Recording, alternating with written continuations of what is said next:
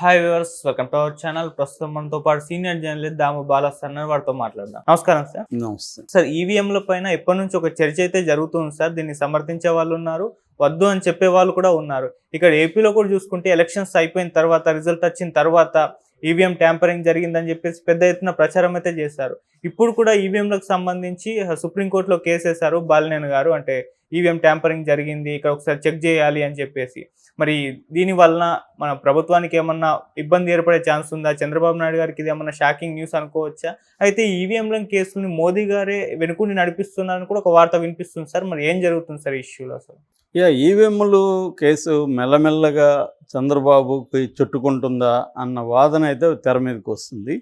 ఎందుకంటే మామూలుగా బిగినింగ్లో వైసీపీ ఆ రోజే ఎలక్షన్ రిజల్ట్ వచ్చిన రోజే జగన్ ఏదో జరిగింది బట్ ఆధారాలు లేవు కాబట్టి నేను చెప్పలేను అన్నట్టుగా మాట్లాడాడు. ఆ తర్వాత నుంచి వాళ్ళు కొంత లెక్కలు తీశారు, ఏ ఊర్లో ఎన్ని ఓట్లు ఎలా పడ్డాయి అనేది. స్ట్రాంగ్ వైసీపీ ఉన్న ఊర్లలో కూడా వైసీపీకి ఓట్లు రాలేదు. చాలా స్ట్రాంగ్గా 100% గెలుస్తారనుకున్న కేతిరెడ్డి వెంకటరామరెడ్డి లాంటి వాళ్ళు కూడా ఓడిపోయారు. ఎక్కడో బయట నుంచి వచ్చిన క్యాండిడేట్ అక్కడ గెలిచి ఆయన ఇప్పుడు ఆరోగ్య శాఖ మంత్రి అయ్యాడు. సో ఇలాగా వాళ్ళు మెల్లమెల్లగా డౌట్లు అనేది పెరిగింది, ఏదో జరిగిందని. ఈ లోపల ఏమైందంటే ఏడీఆర్ అనే అసోసియేషన్ ఫర్ డెమోక్రటిక్ రైట్స్ అనే ఒక సంస్థ, రెండోది VFD ఓట్ ఫర్ డెమోక్రసీ అనే ఈ రెండు సంస్థలు ఈవీఎంల మీద ఎప్పటి నుంచో వాళ్ళు పోరాటం చేస్తున్నారు. ఎన్నికల ముందు కూడా వాళ్ళు సుప్రీంకోర్టుకి ఈ ఏడీఆర్ వెళ్ళింది. అప్పుడు సుప్రీంకోర్టు జస్టిస్ సంజయ్ ఖన్నా, దీపంకర్ దత్తా వీళ్ళిద్దరి బెంచి ఈ కేసును విచారించింది. అప్పుడు ఏం చెప్పిందంటే, మాకు ఇప్పుడు 40 ఏళ్ళ ఎక్స్పీరియన్స్ ఉంది, మేము ఇవన్నీ చూస్తూనే పెరిగాము. గతంలో ఉన్న బ్యాలెట్ దీనికంటే కూడా ఈ పేపర్ బ్యాలెట్ కంటే ఈవీఎంలు ఖచ్చితంగా మంచివి, ఈవీఎంలు అడ్వాన్స్డ్. ఎప్పుడైనా కూడా మిషన్లు పొరపాటు ఉండదు, దాన్ని డీల్ చేసే వాళ్ళ మనుషులదే ఉంటుంది. కాబట్టి ఈవీఎంలు పర్సే తప్పు కాదు, దాన్ని ఎలా వీళ్ళు మేనేజ్ చేస్తున్నారు అనేది చర్చ అని కూడా వాళ్ళు చెప్పారు. అయితే ఇక్కడ ఏంటంటే ఈవీఎంలు ప్రధానంగా వీళ్ళ ఆర్గ్యుమెంట్, ఈ ఏడీఆర్ కానీ ఈ VFD కానీ ఆర్గ్యుమెంట్ ఏంటంటే, ఈవీఎంలతో ప్రాబ్లం అంటే మనం వేసే ఓటు ఎవరికి వేసామో మనకి తెలియదు. ఎందుకంటే 7 సెకండ్లు మాత్రమే ఈ VVPAT కనిపిస్తుంది. VVPAT అంటే voter verifiable paper audit trial, VVPAT అంటారు దాన్ని. ఇది 7 సెకండ్లు కనబడుతుంది. 7 సెకండ్లలో ఒక్కోసారి అర్థం కాదు, ముఖ్యంగా రూరల్ ఓటర్స్కి అది తెలియదు కూడా. 7 సెకండ్లో అది వెళ్ళింది అనేది కూడా వీళ్ళకి తెలియకపోవచ్చు.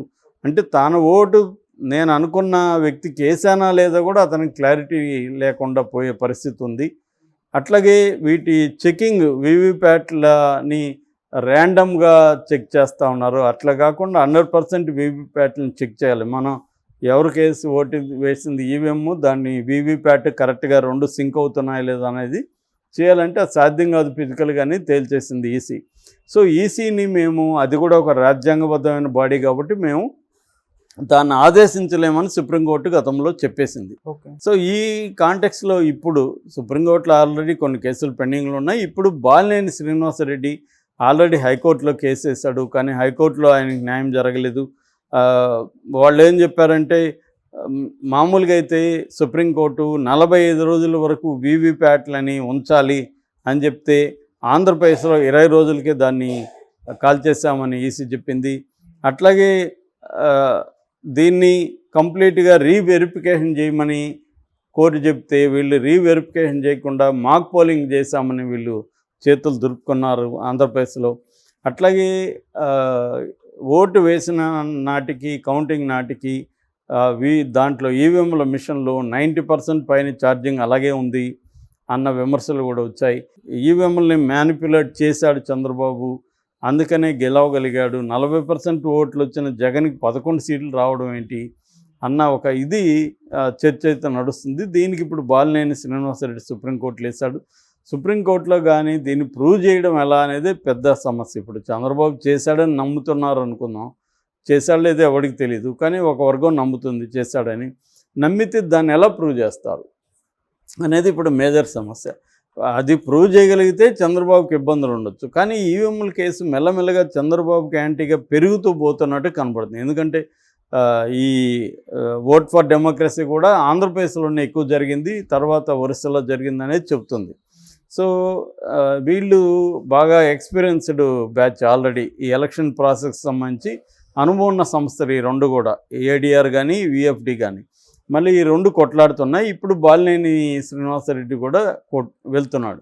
అంటే దీని వెనక మోడీ ఉన్నాడనే ఒక వాదన ఇప్పుడు వినిపిస్తుంది. ఎందుకంటే మోడీ ఉండడం ఏంటి, మోడీ గవర్నమెంటే కదా ఉండేది ఇక్కడ కానీ అక్కడ కానీ, డబుల్ ఇంజన్ సర్కార్ ఉంది.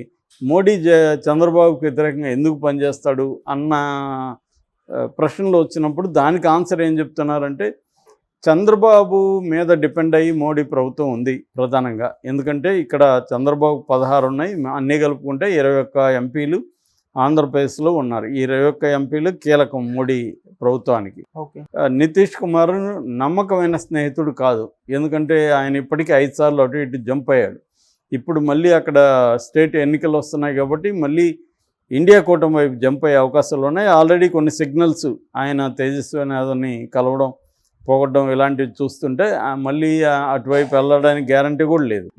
సో ఈ కాంటెక్స్లో చంద్రబాబు మీద డిపెండ్ అయ్యి మోడీ పరిపాలించాల్సిన అవసరం ఉంది. ఆల్రెడీ వాళ్ళు కొన్ని రకాల బిల్లుల్ని పాస్ చేయించాలి అనేది గతంలో ఉన్నాయి, వాళ్ళకి అజెండా ఉంది. అందుకనే వాళ్ళు 400 సీట్లకి టార్గెట్ చేశారు.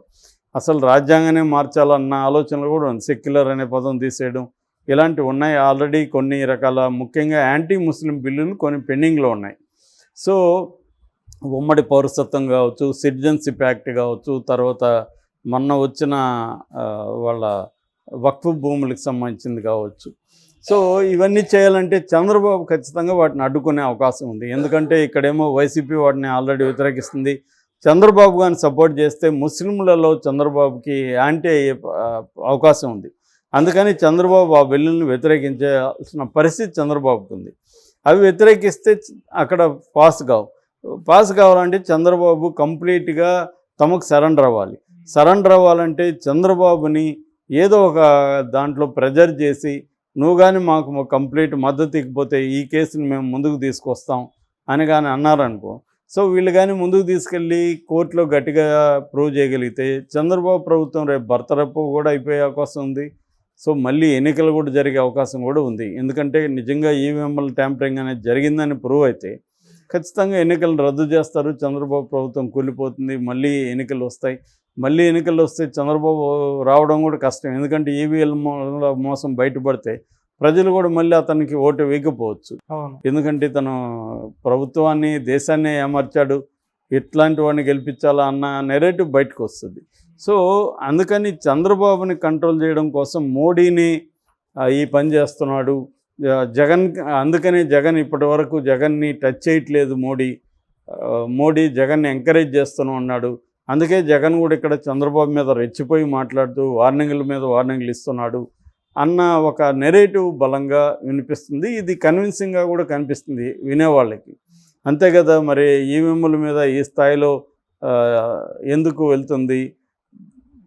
మోడీ అనుకుంటే ఆపగలడు కదా. ఎందుకంటే మోడీ జగన్ని కంట్రోల్ చేయాలంటే మోడీకి పెద్ద విషయం కాదు.